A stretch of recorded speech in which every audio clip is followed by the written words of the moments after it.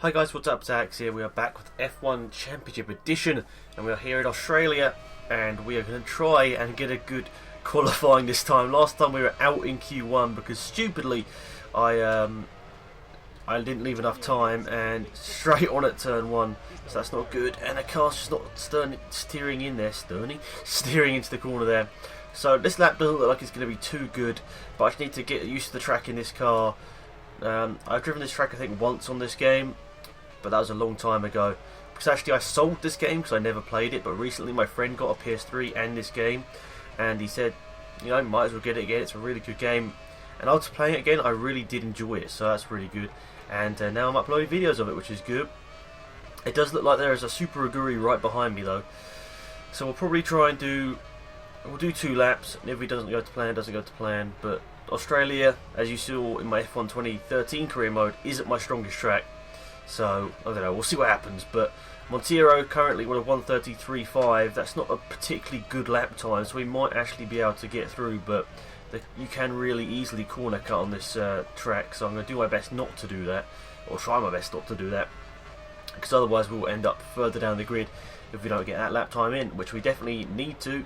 Oh, and we've made the mistake. Super Aguri's right out behind me now, and obviously remember, as soon as it hits 0, that is it for the session. It's not very lenient. It's not like real life where you obviously can continue and finish your lap. But I was looking at a recent Autosport article. I'm not sure, because I'm recording this a bit in advance. It's probably not the same Autosport that you're seeing now, but yeah, that was a really bad lap time.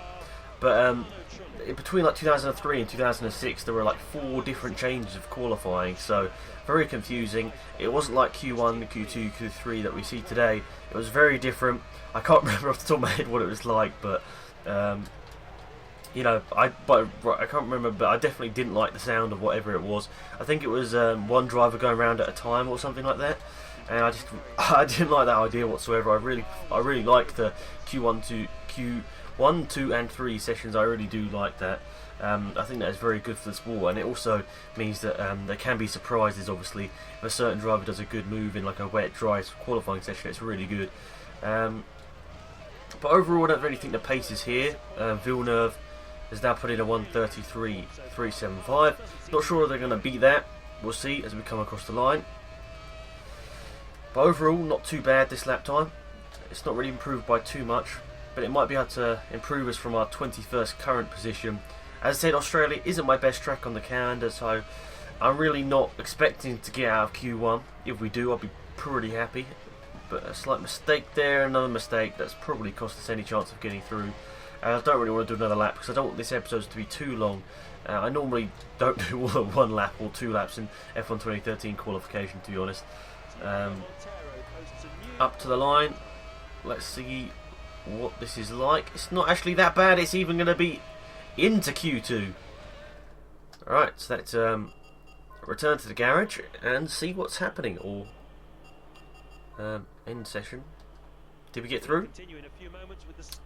Yes, we did. Right. That's advanced time. We're going to pressurise ourselves and only do 1 lap, because I don't honestly think we're going to get that far up the grid. I don't think our speed's going to be good enough to get into the top 10. I don't really want this to be a very long episode, so I'll just pressurise myself, do 1 lap, do a Sebastian Vettel, do a 1 lapper, and see what we can do. But actually, a 1:31.997 might just be possible, so we'll see what happens here.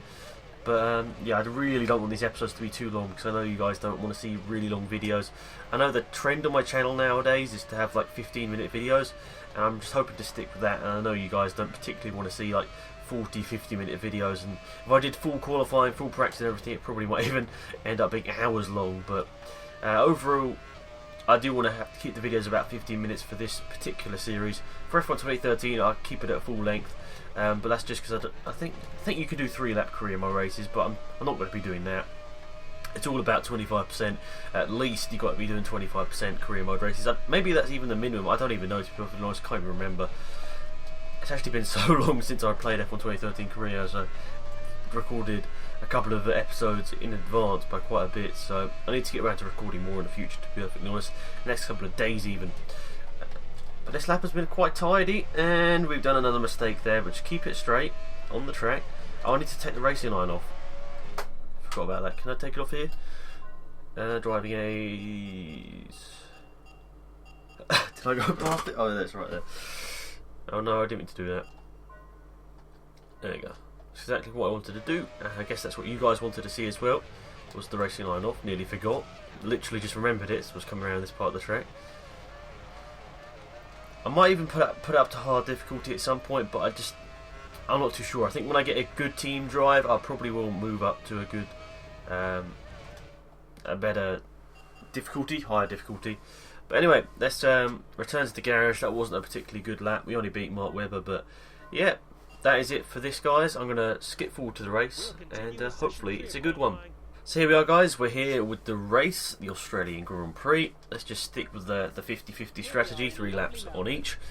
And not a bad qualifying, honestly. I think 15th was probably about where I'd expected. Obviously, you know, Midland's just behind as well. So I think this is about right, you know, a bit better than expected, to be perfectly honest, but pretty happy with that. And normally I'm pretty good off the start, and pretty much just get it to the end of the race, and you've got a good chance at possibly getting into the, or at least near the top 10. A bit of contact there with Ralph Schumacher. There isn't a car down my inside, so I can cut him off there. So pretty much just try and get it home to the finish now, not do anything stupid. I'm sure I will end up doing something stupid, and I've left a gap on the inside there, which I'm sure Carl. No, I thought Carl might put his nose down the inside there. That's my favourite place to extend on this track, on this game, because obviously in 2013 you got a lot of curbing over there, and Ralph Schumacher is now disposed of.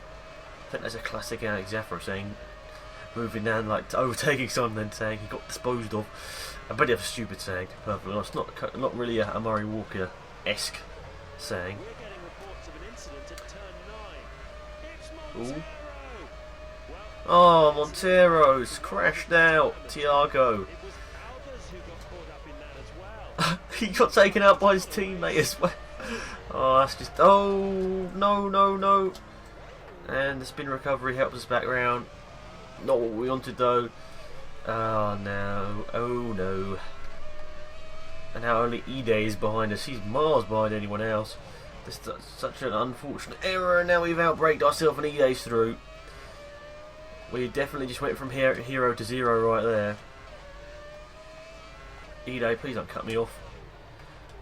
Ide is just so much slower than everyone else.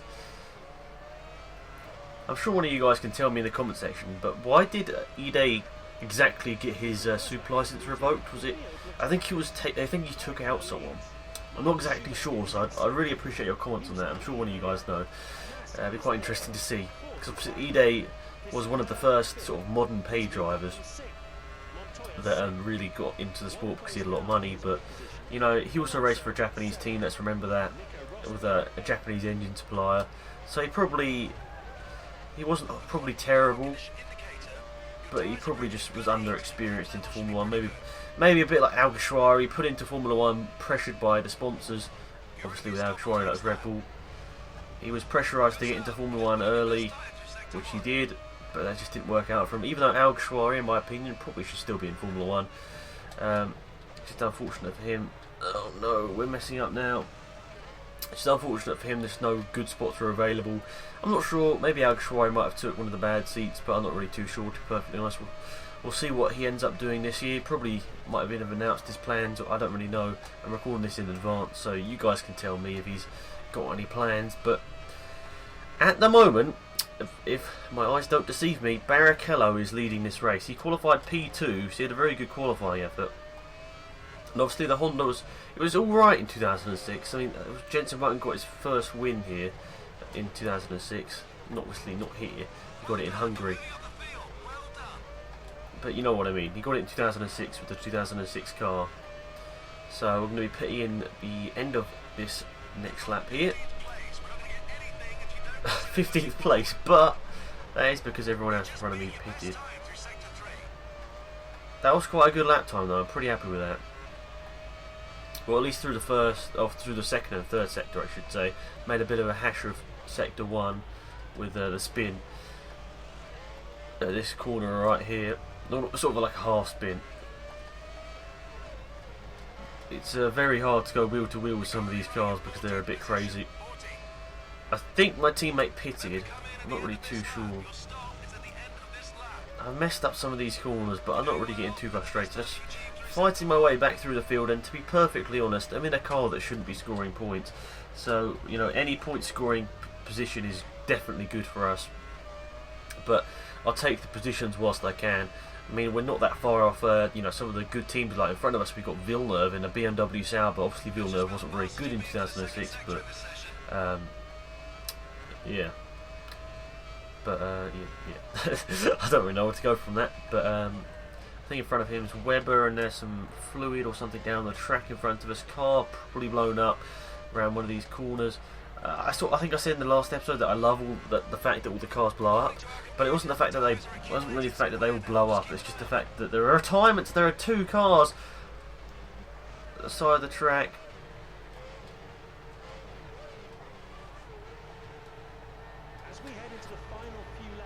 Right, just gonna concentrate here and get this right. Oh, cheers for slowing us up. Can't remember. Villeneuve is 5th. You're 6th. Barrichello is 7th. And in 8th place. Oh, a bit late with that. No, a little bit late.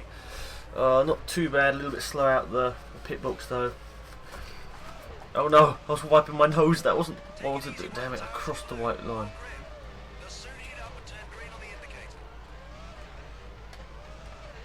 A little bit annoying now. I was wiping my nose. I didn't realise it was going to give me the car to drive straight away. That's a bit of a fail, to be perfectly honest. Because obviously you can probably hear I've got a bit of a cold, and somehow I just got it stopped in time. But we're running side by side with Alba's running extremely wide over the curving there. So Liuzzi, oh, get the car back on the track, Alex. Liuzzi is just in front here. Oh, not just in front. 5 seconds up the road. And the cars I saw retired were Klein and Montoya, I think it was. So two decent cars there. 2 cars that probably were in chance of points. Klein is always up there around sort of 10th place. And obviously Montoya in a McLaren is always there fighting for the top 5. So 2 cars that would have probably been near points, or definitely one of them in the points. So I'll see where I end up after this next pit stop here. Overall, just a bit disappointed that I made that mistake, the spin on that one. Maybe she's been a bit over enthusiastic, I could say. Looks like 2 cars out front haven't pitted. Looks like Barrichello still leads, but whether the 2 cars, you can see your mini-map that about halfway. Also got out ahead of Sato. 2 cars, I'm guessing that is a Ferrari, and I think the other one's a McLaren. I think the fact that those 2 haven't pitted yet, but we'll see what happens very shortly. I'm assuming they'll pit this lap. I think they have to pit this lap even. So then in front we've got Liuzzi. We're closing him down quite well. Not sure that's entirely legal running over that curbing there, but oh well. When we get to Monaco, I'll tell you what, that's going to be a barrel of laughs. Fastest first sector for myself, personal best I should say.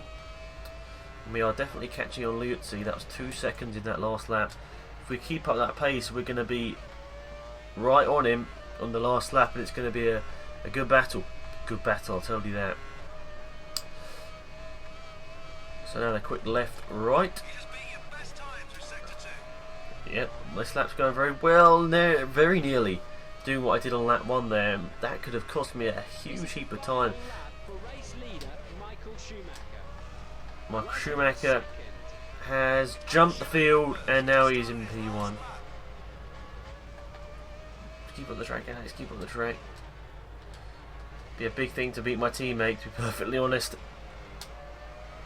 Same vehicle. So it would definitely be good to try and beat him here. There will be like literally only 0.5 seconds between us here. So it's going to be a big thing here to try and get the position in our top 15 for the Toro Rosso guys, a top 15 finish will definitely be something they're looking at. And I've dived it down the inside, and the number 2 driver overtaking the number 1 driver there. And we've got the job done, and we haven't. And we spun it on the last lap. We're just track extending, and we mess it all up. That's a lesson for everyone out there, including myself, not to do that sort of stuff on Championship Edition. Otherwise, you will be heavily, how do I say this? You'll be heavily penalised by the guys that made the game. They're like, no, you should not be corner cutting like that. Whatever, it's a bit unfortunate, but I can't get too disheartened about that. 16th is not too bad. I know the car probably is capable of a bit more than I did in this race, but just a bit unfortunate. I did some stupid driving in this race, spinning it twice, and driving like that. I just can't get it, the flow right around this track. I just don't know how to describe it, but I just can't drive Melbourne very well, which is a bit annoying. But oh well. Looks like we're going to come home in 16th place, unless someone's blown up down this final straight, which I don't think they have. And there we are, 16th place isn't too bad whatsoever. Definitely for Toro Rosso, that's not a bad result. And yeah, that's not too bad whatsoever. Toro Rosso, both there. And yeah, clean retired Montoya and Montero. There are your retirements. Then your driver standings. Massa leads. Schumacher, Alonso, Fisichella, Raikkonen, Barrichello, Montoya, Button, Truly, Schumacher, Rosberg, myself, and that is your only point scorers. Only 12 people have actually scored points this season, which is pretty interesting. See you in the next episode, guys. Thanks for tuning in. It's been Alex Malia. Goodbye.